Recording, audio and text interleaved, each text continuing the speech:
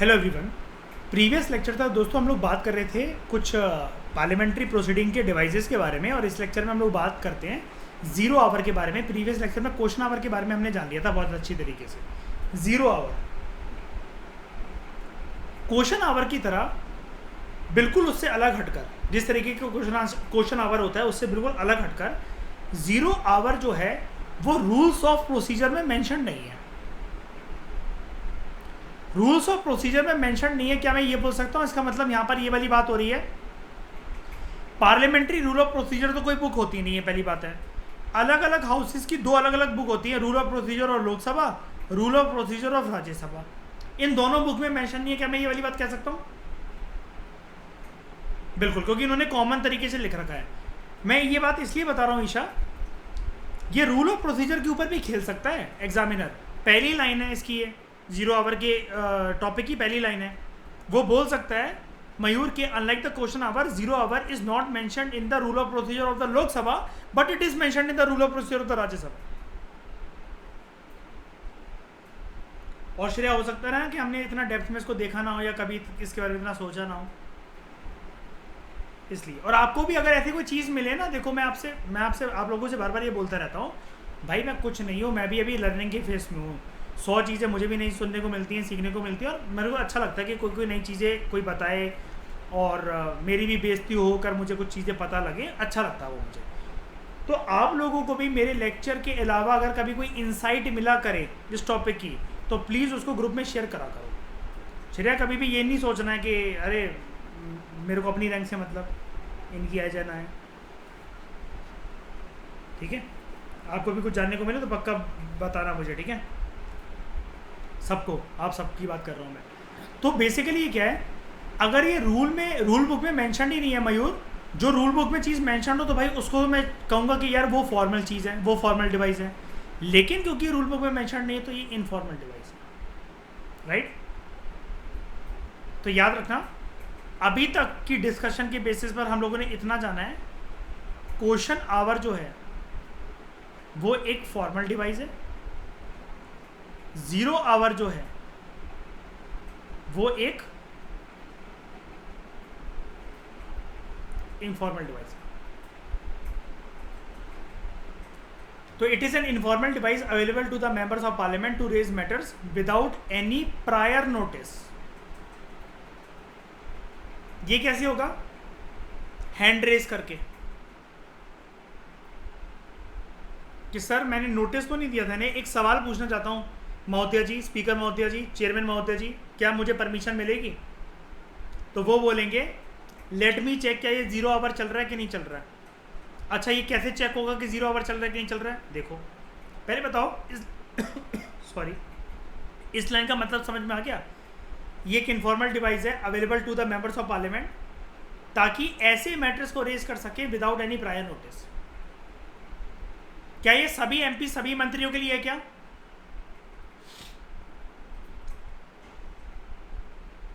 दोनों हाउसेस के लिए है क्या?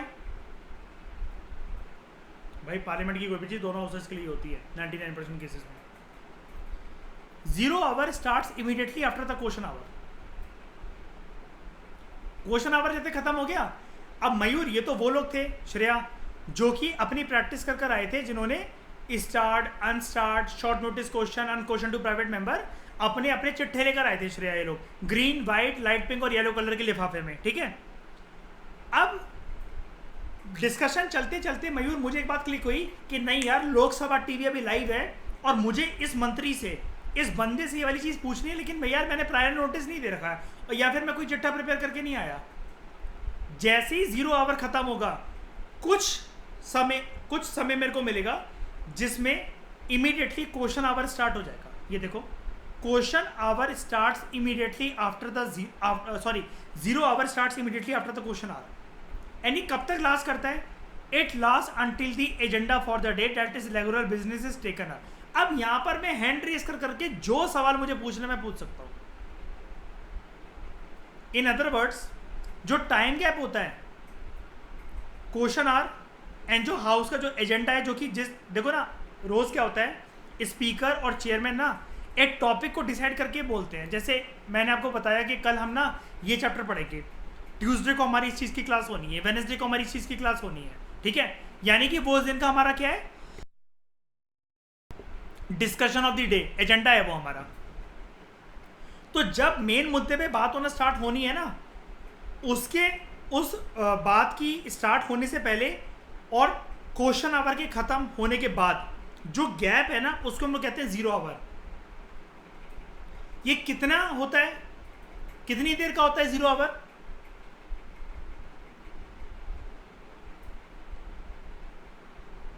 बताओ, यहां पर देखो, क्वेश्चन आवर कितनी देर का होता है? जर्नली मैंने पूछा आपसे कितनी देर का होता है, यहां पर क्या लिखा हुआ है श्रेया? हाँ, इसको जनरली ना, हाँ, कहते हैं उसको 0 इसलिए कहते हैं because it is without prior notice आ रहा है, ये 0 प्रक्रिया से शुरू हो रहा है, इसके पीछे कोई एडवांस नहीं था, कुछ भी नहीं था। जर्नली इसको जो स्पीकर है या चेयरमैन इसके लिए बहुत ज़्यादा टाइम देना पसंद करेंगे क्या? बिल्कुल नहीं, क्योंकि एजेंडा डिस्कस करने को बाकी है पूरा का पूरा यार। कोई कुछ बोल रहा है आप में से? नहीं। तो ये बेसिकली जितनी जल्दी हो सके उतना जल्दी वाइंड अप हो जाना चाहिए, ठीक है। अच्छा, अगर सारे लोगों के बहुत सारे अगर मतलब सवाल हैं तो बहुत, तो क्या होगा?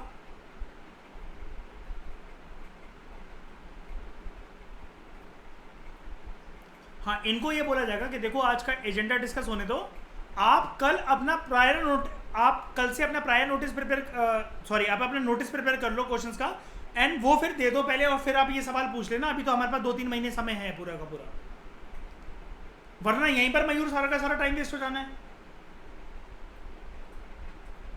यार। मान लो मैंने आपसे ये बोल रखा है कि आज हम पार्लियामेंट के चैप्टर कंप्लीट करेंगे, ठीक है। अब उसके बीच में श्रेया आप अगर ये पूछने लगे कि मेरे को ना पीएमएफआई से कोई डाउट है, वो है 1-2 को मैं एड्रेस कर दूंगा। आप कोई ऐसा टॉपिक पूछ रहे हो जिसमें मुझे 2.5 घंटे लगने हैं, तो मैं बोलूँगा नहीं कि ये क्लास खत्म हो जाता है, या फिर बाद में हम देख लेते हैं, वीकेंड पे देख लेते हैं, या फिर जब इसकी क्लास चलेगी तब आप मुझसे ये वाली चीज़ पूछ लेना। कहूँगा कि नहीं कहूँगा? यानी कि मैं जिस टॉपिक की क्लास लेने बैठा हूँ, मैं चाहता हूँ कि ज़्यादा से ज़्यादा डिस्कशन उसके ऊपर हो, ना कि आपके डाउट्स के ऊपर मेजर टाइम मेरा निकल जाए, राइट। तो क्या मैं उसको जल्दी से एड्रेस करने की कोशिश करूंगा कि आपके डाउट को, जो कि आज के एजेंडा से मैच नहीं करता होगा, ताकि एजेंडा के बारे में डिटेल में डिस्कशन करी जा सके। ये एजेंडा पहले से डिसाइड होता है, वरना तो ऐसे रैंडमली कुछ भी बात होती रहेगी। बिल्कुल बिल्कुल बिल्कुल ऐसे ही डिसाइड होता है तभी, वरना आप सोचो ना, ये लोग एकदम से धज्जियाँ कैसे उड़ा लेते हैं, एकदम से ये शायरी, शेरो शायरी पे कैसे उतर आते हैं। ये लोग प्रिपेयर्ड होते हैं कि हमें कल क्या बोलना है, और इसलिए 95% जो ये मंत्री और जो एमपीज होते हैं, इसलिए तो चिट्ठा लेकर चले आते हैं घर से, हमें ये बोलना है, देखना आपने पढ़ पढ़ के बोलते हैं, पूछते हैं, ये होता है। इन्होंने रिश्तेदारों को हमने फ़ोन करा कि बताओ यार, कल इससे मेरे को सवाल जवाब करने हैं, कल इसने ये वाला हाईवे वाला प्रोजेक्ट ये बनाया था, उसके ऊपर सवाल जवाब करने हैं मुझे, बताओ मैं इसकी बेइज्जती क्या करूं जिससे मैं टीवी पे वायरल हो जाऊं, इंस्टाग्राम पे वायरल हो जाऊं, यूट्यूब पे मेरी शॉर्ट्स जो हैं वो चलें। इसलिए किसी किसी एमपी की बातें ना बहुत इंटरेस्टिंग लगती होंगी आपके कभी कभार, अगर आप सुनो तो, सवाल जवाब पूछने की प्रक्रिया, प्रिपरेशन एंड प्रिपरेशन इस लिहाज say that I should be popular after asking this question. और वो कैसे? एजेंट क्या? हाँ, ऐसा नहीं होता, आप समझ गए ना। हमें क्या लगता है, आज से पहले मयूर क्या लगता था कि प्रेजेंस ऑफ माइंड शायद से बहुत होता है एमपीज में। आज ये भ्रम तोड़ दिया मैंने आपका श्रेया इस बात से, ईशा, ठीक है। It is an Indian innovation in the field of parliamentary proceedings या प्रोसीजर्स, और ये एग्जिस्टेंस में 1962 में। और जो वो है ना प्रेजेंस ऑफ माइंड, जो है वो कब वर्क करता है? प्रेजेंस ऑफ माइंड वर्क करता है 0 आवर में, कि जैसे आपके माइंड में कुछ भी क्लिक करा, आपका मूड बहुत लाइट है, बहुत खुश है, और जॉली नेचर का जिसका मूड होता है ना, वही मजे कर पाता है दूसरों से सवाल जवाब कर करके। 0 आवर में कुछ ऐसा क्वेश्चन पूछ लिया। मुन्ना भाई एमबीबीएस देखिए आप लोगों में से किसी ने? याद है वो पहले दिन जब अपने प्रोफेसर से भिड़ता है, डीन से, कहता है सर मेरा डाउट है, वो कैजुअलिटी में बाहर कोई मर रहा था तो उसको फॉर्म भरना ज़रूरी है क्या? पूरी क्लास हंसती है, वो बिना आंसर करे चले जाता है। अब मान लो एमपी ने ऐसा कोई क्वेश्चन पूछा जिससे मिनिस्टर शर्मा गया, बेचैन हो गया, अगले दिन फिर मुलाकात होनी है, तो वो कहता नहीं कल अगले दिन फिर मुन्ना भाई पूछता है यार अपुन ने कल तेरे को एक सवाल पूछा था, तू जवाब ही नहीं दे रहा उसका मुझे।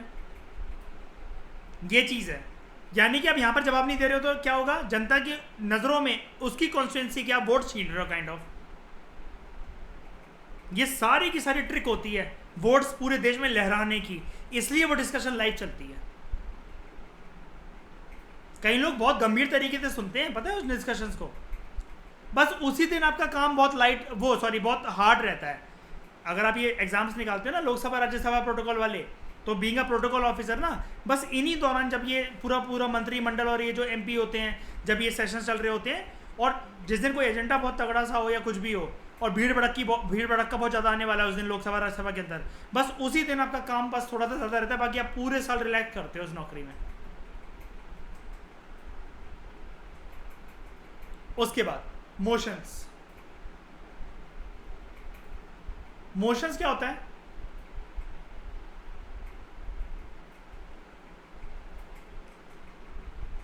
मोशन के लिए सबसे पहले तो इतना समझ जाओ, ये एक चिट्ठा होता है Isha, this is a paper. सिर्फ एक लाइन के अंदर कभी भी हमसे कोई इंपॉर्टेंस पूछे ना अगर इसकी श्रेया कि मोशन की इंपॉर्टेंस क्या होती है, भूल जाओ क्या क्या मोशन होते हैं, मोशन की डेफिनेशन क्या है, कितने प्रकार के मोशन हैं। अगर हमसे कोई ये पूछे इनकी इंपॉर्टेंस क्या है, वजूद क्या है इनका, तो देखो इनका वजूद सबसे तगड़ा है। क्यों अर्पित? वो इस वजह से, ध्यान से समझना, मैं पहले कीवर्ड को भी मार्क करता चलता हूं। No discussion on a matter of general public importance. कौन सा मैटर? जो कि जनता की भलाई के लिए हो, जनता के लिए आ रहा हो। वैसे तो सभी मुद्दे ऑब्वियस सी बात है जनता के लिए होते हैं, लेकिन यहां पर जनता की भलाई के लिए आ रहा हो, वो भी जनरल पब्लिक इंपॉर्टेंस का मुद्दा हो। किसी भी ऐसे मुद्दे पे चर्चा हो ही नहीं सकती except on a motion made with the permission and consent of the presiding officer. यानी कि क्या मैं ऐसा कह सकता हूं भाई 99.99% मुद्दे जो भी एक एमपी उठाता है, कुछ भी वो चीज़ रेज करना चाह रहे हैं, ये सारे के सारे जनता के प्रतिनिधि हैं, तो श्रेया जाहिर सी बात है हर एक स्टेप जनता के लिए हो रहा होगा, राइट? हर एक बिल जनता के लिए आ रहा होगा, हर चीज में झलक पब्लिक इंपॉर्टेंस की होगी। तो इसका मतलब क्या मोशन एक बहुत पावरफुल डिवाइस है क्या पार्लियामेंट्री प्रोसीडिंग्स के अंदर? बहुत इंपॉर्टेंट। क्यों? उसके बिना डिस्कशन और चर्चा आप करवा ही नहीं सकते अपने घर के अंदर। घर कौन सा? लोकसभा या राज्यसभा के अंदर। और ये मोशन किसको कौन एक्सेप्ट कर लेगा, सिर्फ तभी आपका मुद्दा डिस्कस हो सकता है। Presiding officer. अच्छा, अब इससे चालाकी भी समझो। याद है मैंने एक बात बताई थी, जरूरी नहीं है कि प्रिसाइडिंग ऑफिसर को, हमारे देश में जरूरी नहीं होता कि एक प्रिसाइडिंग ऑफिसर को अपनी पार्टी छोड़नी पड़े। याद है श्रेया, अर्पित? यूके में प्रक्रिया होती है ना? अब देखो क्या है, यहां पर ध्यान से समझने की कोशिश करना है थोड़ी सी फिलॉसफी को, आपको देखना अभी बहुत सारे राज खुल जाएंगे अभी आपके दिमाग से। यहां पर बोल रखा है कि कोई भी डिस्कशन मोशन के बिना हो नहीं सकता, और मोशन के लिए कंसेंट की जरूरत है प्रिसाइडिंग ऑफिसर की। अब मयूर, हमें तो ये लगता है ना कि इतने सारे एमपीज होते हैं, वो चुपचाप क्यों बैठे रहते हैं यार? उनके दिमाग में सवाल जवाब नहीं होते। वो भी तो ये जो ग्रीन कलर का लिफाफा होगा, पिंक कलर का लिफाफा होगा, येलो कलर का, व्हाइट कलर का, ये स्पीकर महोदया को, चेयरमैन महोदया को देते तो होंगे ही ना। कुछ तो ऐसी शक्लें, अगर वो हमारे सामने आ जाए मयूर, तो मयूर तो जैसा तो चांटा मार दे उसको, भग साले तू एमपी है। फिर गूगल पे सर्च करे मयूर, तब भागे फिर उस गली से। अच्छा, तो एमपी है, मुझे तो पता ही नहीं था। वो इतने फेमस नहीं हो पाते, उनके जो क्वेश्चंस होते हैं वो इतने हो नहीं पाते। क्यों? क्योंकि प्रिसाइडिंग ऑफिसर का कंसेंट नहीं मिल पाता है, इसलिए हर मुद्दा डिस्कस नहीं हो पाता है। समझ रहे हो? एंड यहां पर मुझे एक बात बताना जरा सच्चे मन से, एक बार के लिए थ्योरेटिकल चीज़ों को हटाकर, लेकिन इसकी जड़ को पकड़ने की अगर आप कोशिश करो। भाई प्रिसाइडिंग ऑफिसर, क्या हम ये कह सकते हैं कि आज भी रूलिंग पार्टी का आदमी होता है? बताओ। और अगर मंत्री ने या प्रधानमंत्री ने रात को व्हाट्सएप कर दिया अगर इसे अर्पित कि कल इस एमपी के मोशन को एक्सेप्ट नहीं करना है, तो मैं इसमें बहुत गंभीर सवाल लिखा हुआ है। या फिर दूसरी प्रक्रिया, बंद कमरे के अंदर स्पीकर ने अगर फोन करके उस मंत्री को बताया हो कि एक मेरे पास ऐसा मोशन आया है, जरा ये सवाल देखो कितना खतरनाक है, तो मंत्री क्या बोलेगा? तुम्हें इसको क्या नहीं करना है, इसको क्या नहीं देनी है, कंसेंट ही नहीं देनी है। अब गेम समझ में आया कुणाल? यानी कि कितने लाखों सवाल होते होंगे अर्पित मोदी जी से पूछने के लिए, किसी मंत्री से पूछने के लिए, वो दबकर छुपकर कहाँ रह जाते हैं? इसी प्रक्रिया में। आप कहोगे क्यों रह जाते हैं भाई? क्वेश्चन आवर वो तो है, लेकिन वो ठीक है, लेकिन भाई डिस्कशन स्टार्ट होने बहुत अलग चीज़ होती है यार। क्योंकि क्वेश्चन आवर में तो वो जैसे क्या होता है, आप कभी भी टीवी देखना, जैसे आज ना किसी लोकसभा की उसकी रिकॉर्डिंग देखना और क्वेश्चन आवर सर्च करना, वो ना स्पीकर महोदय श्रेया बिठा देते हैं, बस आज हमें ये इस चीज़ के ऊपर, एजेंडा के ऊपर डिस्कशन करना है, बस आप चुप हो जाओ, अब बाकी बातें कल करना। और एक और बात मैं आपको बता दूं, ये जो क्वेश्चन आवर 0 आवर है भाई, इसमें आपको ना ऐसा नहीं क्या रैंडमली अपनी कुर्सी से उठकर आप बोलने लग जाओ। बाकी पीछे भी बहुत सारे लोग हैंड रेज करते रहते हैं, टेबल खटखटाते रहते हैं, पता होगा ना अर्पित आपको कि they want to say something. जब तक स्पीकर की परमिशन नहीं मिलेगी तब तक आप कुछ नहीं कर सकते वहाँ पर। तभी तो कभी इनके सवाल फेमस देखे हैं आपने? अमिताभ बच्चन के, हेमा मालिनी के, सनी देओल के, गौतम गंभीर के, इन सचिन तेंदुलकर के, इनको पता ही नहीं है कि पूछना क्या है।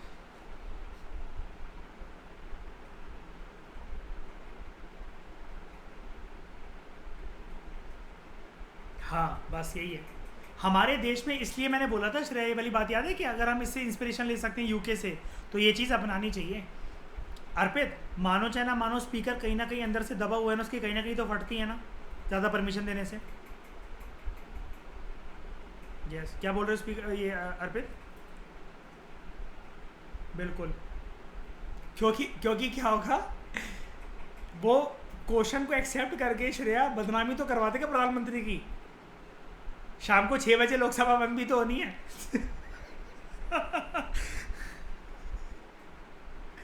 हटवा नहीं सकता, आधार कार्ड गायब कर देगा वो, कि पता भी नहीं लगेगा कि इस प्रकार का कभी पर्सन कभी पैदा हुआ था कि नहीं हुआ था अर्पित।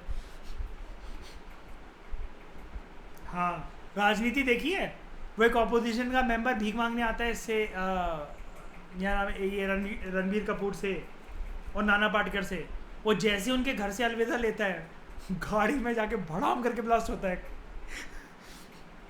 पहले उससे टीवी पे वो भी दिलवा लेते हैं उसकी पार्टी के लिए गलत गलत बातें, और फिर उसको जिंदा भी नहीं छोड़ते। This is called as politics.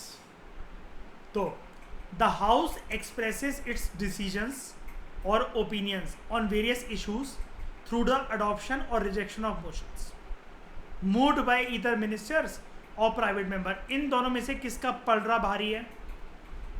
कौन से मोशन का? मिनिस्टर वालों के। क्योंकि प्राइवेट मेंबर अगर मूव करेंगे भी, पता है यही तो चीज़ होती है लाइफ में, हमेशा यही होता है ना कि जहाँ पर आपकी गूंज बजती है वहीं पर आपका डंका चलता है। बात क्या होती है, कहने वाली बात यह है कि आपकी जान पहचान है ना, वहाँ पर आपके काम हो जाते हैं। बाकी कितने अच्छे से, कितना वेल प्रिपेयर्ड क्वेश्चन, कितनी रिसर्च करके हमें क्या पूछना है, कितना ही आते होंगे, पूरे का पूरा सेशन निकल गया मयूर, और पता चला परमिशन भी नहीं मिली। ये चीज़ है। नाम तो है श्रेया कि हम एमपी हैं, सांसद हैं, लेकिन जो पावर एंजॉय दूसरे सांसद कर रहे हैं, तो इनको फिर फ्रस्ट्रेशन जागती है कि ये हमारे साथ ही क्यों। उसके बाद the motions moved by the members to raise discussions on various matters. ये 3 प्रिंसिपल कैटेगरीज के अंदर फॉल करते हैं, मतलब मोशन कुल मिलाकर 3 तरह के होते हैं। और ये जो पीछे चीज़ें लिख रखी होती हैं ईशा, इस पर कभी भी वो मत होना। यानी कि लक्ष्मीकांत की जो बुक है, लक्ष्मीकांत राइटर ये कह रहा है कि मैंने ये वाला जो 3 तरह के मोशंस का पैराग्राफ है, ये सुभाष ही कश्यप की बुक है आवर पार्लियामेंट, उसके पेज नंबर इससे लिया है मैंने, ठीक है। वो सिर्फ एक रेफरेंस के तौर पर उसको बता रहा है। अब इसको ये नाम याद करने में लग जाना चाहिए, ये सुभाष ही कश्यप कोई केस होगा शायद से उधर का, ऐसा कुछ नहीं है, ठीक है। अब सुनो, 3 तरह के मोशन। एक होता है सब्सटेंसिव मोशन। अच्छा, कोई भी चीज़ सब्सटेंसिव कब होती है? जिसके अंदर कुछ सब्सटेंस हो, जैसे, और सब्सटेंस किस चीज़ के अंदर होता है? जिसके अंदर कोई चीज़ इंपॉर्टेंट हो, महत्वपूर्ण हो, है ना, जिसको मैं इग्नोर नहीं कर सकता, टाल नहीं सकता। देखो सब्सटेंसिव मोशन क्या होता है?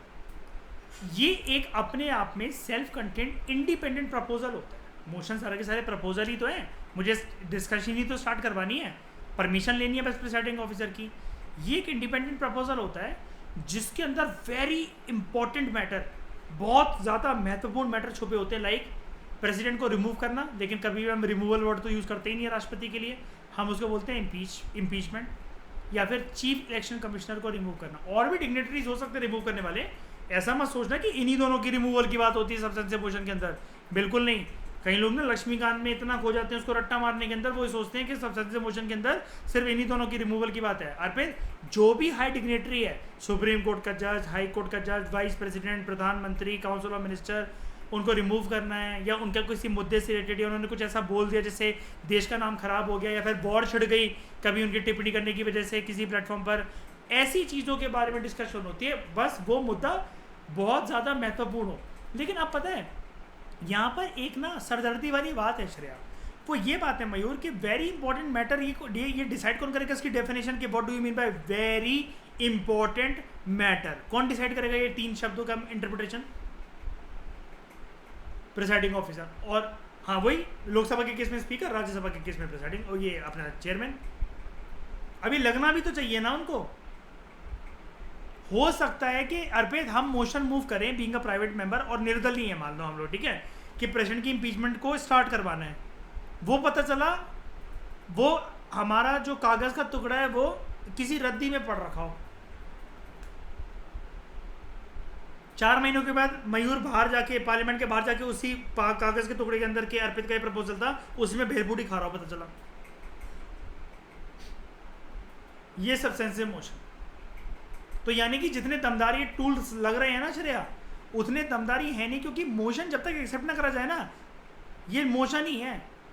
और पार्लियामेंट का सेशन खत्म हो गया, मयूर मोशन को एक्सेप्ट करा ही नहीं गया, तो भाई एमपीज को तो लूज मोशन ही होने हैं, फिर तो और कुछ नहीं हो सकता। फिर है सब्स्टिट्यूट मोशन। अच्छा, सब्स्टिट्यूट या सब्स्टिट्यूशन किसको बोलते हैं? जब आप क्या करते हो, किसी चीज़ को किससे क्या कर देते हो, रिप्लेस कर देते हो, ठीक है। तो it is a motion that is moved in substitution to the original motion, और यहाँ पर आप एक ऑल्टरनेटिव मोशन प्रपोज करते हो। Mayur, it is just like positions बनाना अलग अलग डेल्टा एक्सचेंज के अंदर। तो बेसिकली ये क्या है, सब्स्टिट्यूट मोशन। आपने कोई एक ओरिजिनल मोशन दिया था, अब श्रेया आपका खून खोल रहा है, साले इस हरामजादे स्पीकर को मैंने फरवरी मंथ के अंदर ये मोशन पकड़ाया था, फरवरी निकल गई, मार्च निकल गई, अप्रैल निकल गई, अब तो आखिरी मंथ बचा है मई। आपने सोचा चले सर जी उस वाले मोशन को भूल जाओ, ये एक्सेप्ट कर लो प्लीज़। और अगर इसको हाउस ने एक्सेप्ट कर लिया, अडॉप्टेड बाय द हाउस का मतलब क्या, किसने एक्सेप्ट कर लिया उसको, किसने एक्सेप्ट कर लिया होगा इसके, स्पीकर या फिर चेयरमैन के अंदर, वही प्रेसिडिंग ऑफिसर बोला करो, दोनों का कॉमन हो जाता है फिर वो, ठीक है। ये आपके ओरिजिनल मोशन को, कीवर्ड पे ध्यान देना, ये आपके ओरिजिनल मोशन को कुणाल सुपर सीड कर जाता है। सुपर सीड का मतलब क्या होता है, जो ओरिजिनल मोशन जो था वो खत्म हो गया, अब सिर्फ कौन से मुद्दे पे बात होगी, जो आपने नया वाला जो मोशन दिया है, सब्स्टिट्यूट मोशन। तो श्रेया आपके मन से क्या निकलेगा, हराम जादे, अब मैं समझी तेरे को एक्सेप्ट क्यों नहीं करना था।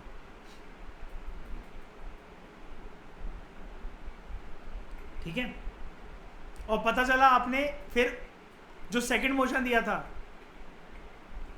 उसको फिर आप वो रिप्लेस कर सुपरसीड कर हटाकर फिर से एक सब्स्टिट्यूशन मोशन ला रहे हो, जिसमें ओरिजिनली वही वाली बात थी जो सबसे पहले आपने दी थी, पता चला वो फिर से हॉल्ट में चला गया। तो इससे आपको श्रेया स्पीकर की नीयत का ख्याल हो जाएगा कि किस चीज़ को एक्सेप्ट करता है, किस चीज़ को एक्सेप्ट नहीं करता है। फिर बात आती है सब्सिडरी मोशन की. It is a motion that by itself has no meaning and it cannot state the decision of the house without reference to the original motion of proceeding of the house. यानी कि कुल मिलाकर बात ये है, ये वाला मोशन जो है ना अपने आप में मूव नहीं करा जा सकता. मतलब आप ना इंडिपेंडेंट रूप से कभी भी ऐसा कुछ प्रपोजल नहीं ला सकते प्रिसाइडिंग ऑफिसर के सामने श्रेया जिससे आप कहो कि ये रहा मेरे हाथ में subsidiary motion. Subsidiary motion is just like a stapler Arpit. इसको किसी ना किसी अन्य मोशन के साथ अटैच होना चाहिए या किसी मुद्दे के साथ अटैच होना चाहिए. श्रेय बात समझ में आ रही है? It itself has no meaning and it cannot state the decision of the house without reference to the original motion. उसके साथ अटैच होगा. मतलब जो चीज जिसके साथ रेफरेंस में जुड़कर आ रही है, इसका मतलब ये तो स्टेपलर की पेन हुई ना, मेन पेपर तो नहीं हुआ. ये अटैच है उसके साथ स्टेपलर की तरह, स्टेपलर की पिन की तरह, या फिर जो हाउस की प्रोसीडिंग्स चल रही है उसके साथ साथ. यानी कि ये ऐसी चीज़ है, ये होता है एक तरीके से भेड़ बकरी की तरह चाल चलना उनके पीछे पीछे. ये स्वतंत्र रूप से सबसे आगे निकल कर नहीं आएगा ये. अब इसकी 3 कैटेगरीज होती हैं, इसलिए नाम देख लो. एक होता है ancillary motion. It is use as a regular way of proceeding with various kind of business. यानी कि जो डेली प्रोसीडिंग चल रही है ना उसके साथ ही ये चीज़ यूज हो जाती है.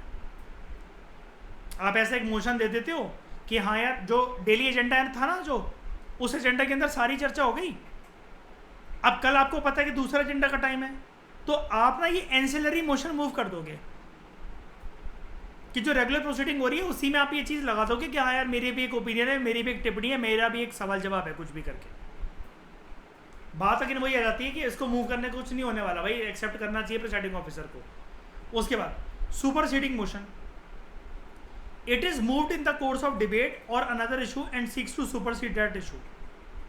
जैसे कोई एक चर्चा है वो फालतू में लंबी खिंचती चली जा रही है और नेक्स्ट इशू जो है वो बहुत इंपॉर्टेंट है जिसके ऊपर काफ़ी ज़्यादा टाइम लग सकता है, तो सुपरसीडिंग मोशन एक बंदा मूव करेगा. जैसे हमें कुछ बोलना है ना कि उधर जैसे ये बोलना है, जैसे एक बंदा है वो लगा हुआ है बोलने.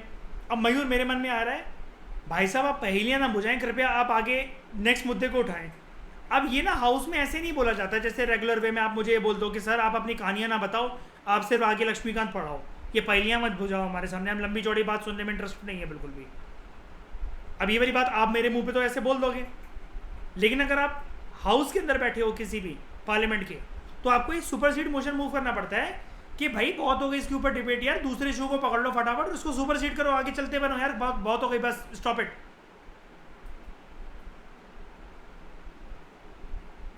अब फिर क्या होगा अर्पित, जिसने सुपरसीड मोशन मूव करा होगा, चाहे वो प्राइवेट वो बंदा हो चाहे कोई भी हो, दूसरे एमपी होंगे, ऑब्वियसली बात है, मिनिस्टर तो करेगा नहीं.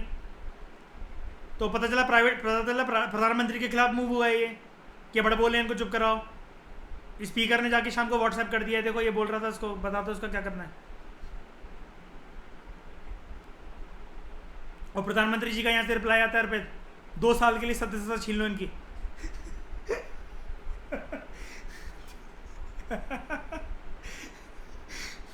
समझ गए? Amendment. It seeks to modify or substitute only a part of the original motion.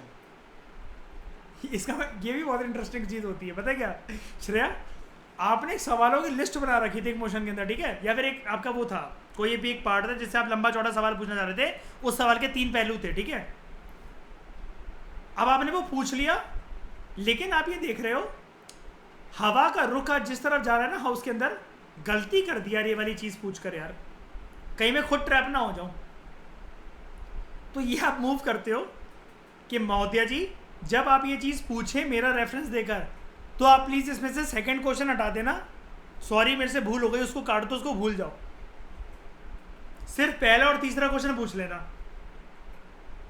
क्योंकि यहाँ पर देख रहे हो मैं आपसे क्यों बोल रहा हूँ पहला और तीसरा क्वेश्चन, यहाँ पर ओरिजिनल मोशन जो आपने मूव करा है उसका सिर्फ और सिर्फ एक पार्ट जो है वो आप मॉडिफाई या सब्स्टिट्यूट करना चाहते हो. आप ये भी कह सकते हो कि मैडम मेरा सेकंड क्वेश्चन के अलावा आप ये वाला सेकंड क्वेश्चन डाल दो, जो उसके अंदर जो सेकंड क्वेश्चन लिखा हो उसको काट दो. यानी कि आप इसको सब्स्टिट्यूट कर रहे हो या फिर मॉडिफाई कर रहे हो अपने चिट्ठे को.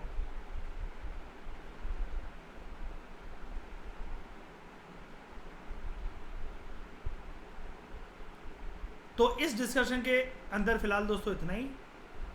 आगे बात करेंगे और भी तरीके की मोशन की। ये तो अभी हमने एक मैक्रो लेवल से देखा है पूरा, और जानेंगे इसको। ये तो प्रिंसिपल 3 कैटेगरी थी, और अलग अलग तरह के मोशन को जानते हैं जो कि अलग अलग कंटेक्स्ट के अंदर आते हैं। वो वाली बात करेंगे हम नेक्स्ट लेक्चर से। Thank you very much for discussion.